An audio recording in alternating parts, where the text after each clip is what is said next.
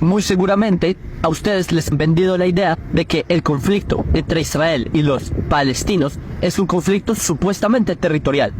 Pero en verdad este no es un conflicto territorial. En esencia este es un conflicto de un índole distinto. Y les voy a explicar muy sencillo. Antes del 2005, Israel controlábamos la Franja de Gaza. No solo eso, que durante todo ese tiempo los palestinos o los árabes que vivían en la Franja de Gaza, ellos pedían que Israel nos retiráramos a lo que se conocen como las líneas de 1967.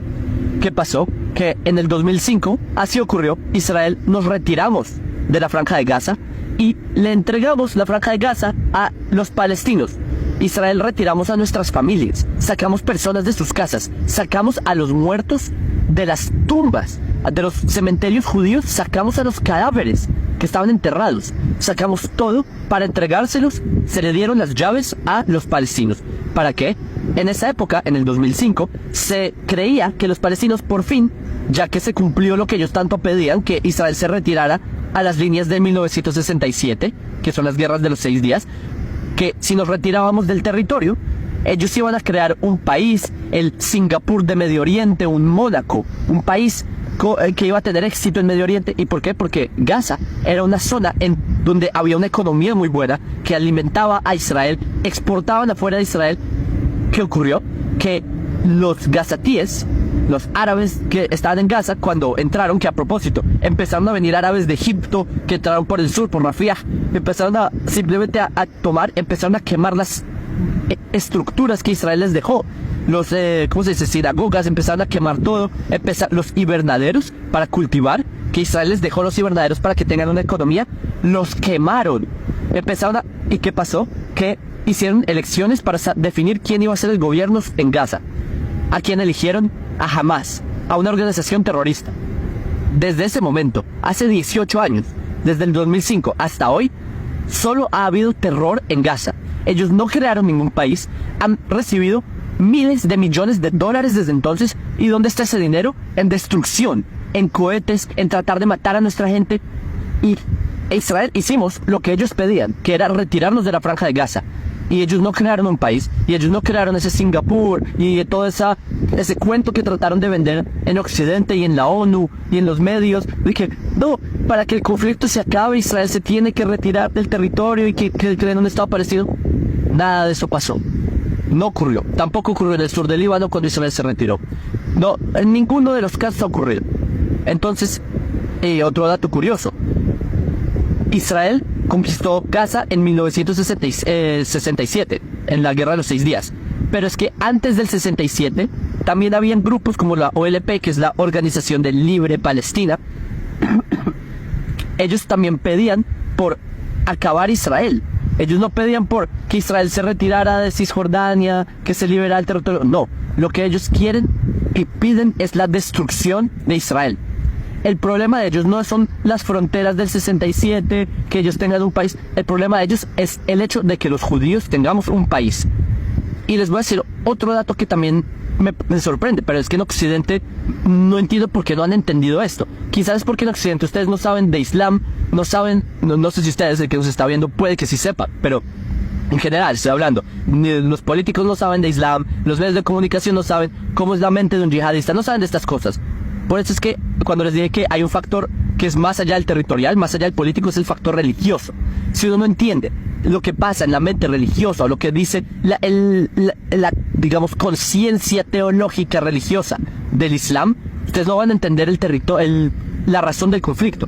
Porque este no es un conflicto por territorio, nuevamente. Este es un conflicto porque los judíos, nuevamente, tenemos un estatus. Les voy a dar brevemente una explicación de teología islámica.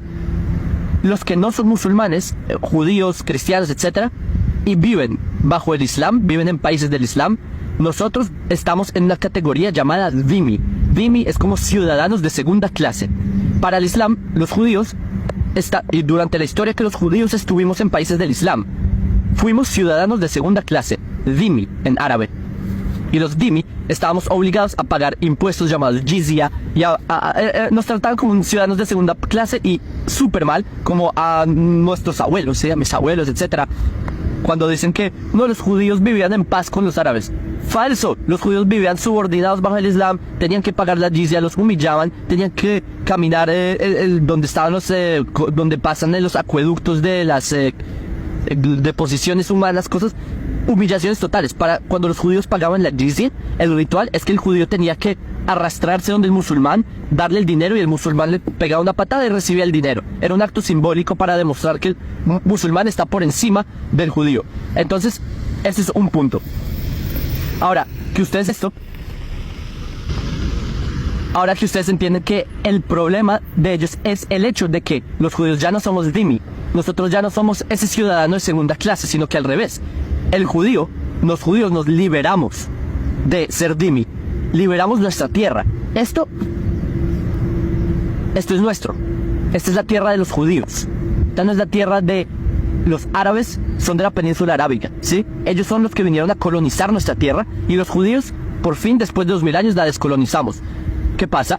Que a pesar de que es nuestra tierra, los judíos fuimos tan ingenuos de ofrecerle paz a una religión que quiere nuestra destrucción. Por favor, busquen ustedes en internet. Carta Fundacional de Hamás. Es el documento corazón de Hamás. Carta Fundacional de Hamás. Búsquenlo. Y lean lo que dice que los judíos somos los culpables de todas las guerras, que hay que acabar con los judíos del mundo. Literalmente dice que primero hay que empezar con acabar a los judíos de Israel y luego con los judíos del mundo. Lean. Eso es lo que dice Hamás. Es lo que dice la ideología, no solo de Hamás, de todos estos grupos. Hezbollah, Al-Qaeda, Boko Haram, Al-Shabaab, Nusra, todos estos grupos dicen eso. Entonces, cuando dicen, no, es que los palestinos solo quieren un país. Hamás no pide un país. En ningún lugar ustedes vean en la constitución de Hamás, en la carta fundacional, en ningún lado dicen que ellos quieren un país. Lo que dice es que ellos quieren expulsar a los judíos de esta tierra. Es lo que dice. Y también traen un hadith que dice que, esto es en Bukhari, creo que está. Un hadith que dice que van a exterminar a todos los judíos, que los judíos en el día del juicio final, los musulmanes van a matar a los judíos y los judíos nos vamos a esconder detrás de piedras y árboles y que la naturaleza se va a poner en contra de los judíos.